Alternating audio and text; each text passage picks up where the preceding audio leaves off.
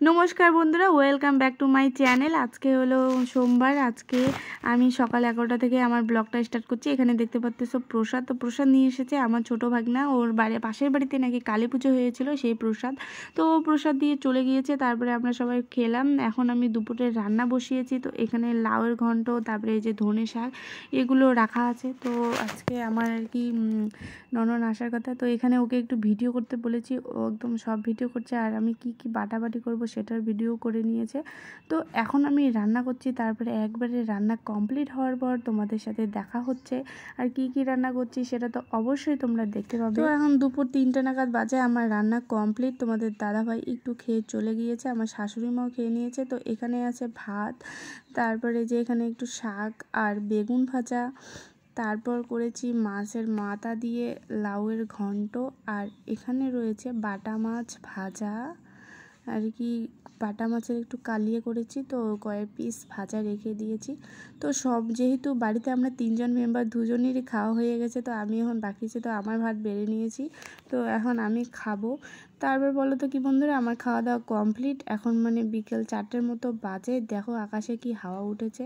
তো এই যে আমার পাশের বাড়িতে একটা বেল গাছ আছে, দেখো কি বেল ধরেছে। আর এত বড় বেল গাছ কিন্তু হঠাৎ মানে দেখা যায় না, তো অনেক বেল ধরেছে। আর এই দেখো কি হাওয়া উঠেছে।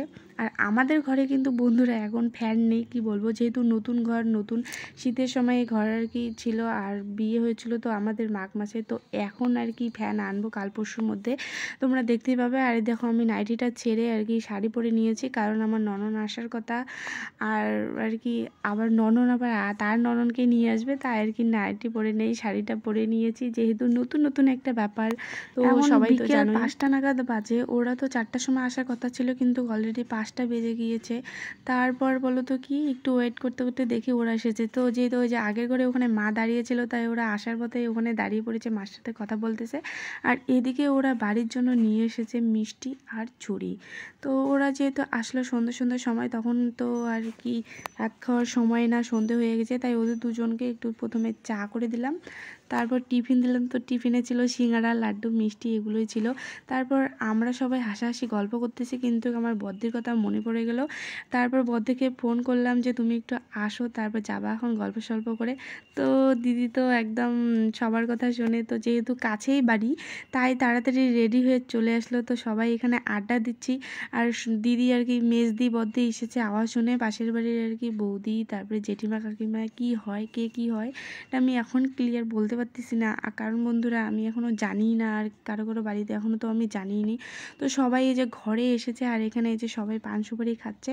আর এখানে নাকি আমাকে ইয়ার্কি করে বলতেছে আলকাতরা দাও, চুনকে নাকি আলকাতরা বলে, আমার জানা ছিল না। তো সেটা নিয়ে হাসাহাসি হচ্ছে, আমার কাছে আলকাতরা চাইছিল আর কি ইয়ার্কি করেই। তো আমি তো জানি না, আমি জানি চুনকে চুনি বলে।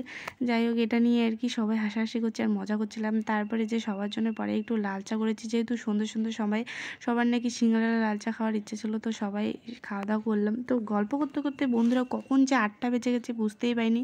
তো ওদেরকে থাকতে বললাম, তো কেউই থাকবে না, আর এমনকি কেউ ভাতও খাবে না, এরকম একটা ব্যাপার। তো এখানে যে আমার মেজদি যে ছোট ছেলে, মানে ভাগনাটা সকালে যে প্রসাদ দিয়ে গেছিলো, তো ও এসেছে। তো ওরা খাওয়া দাওয়া করে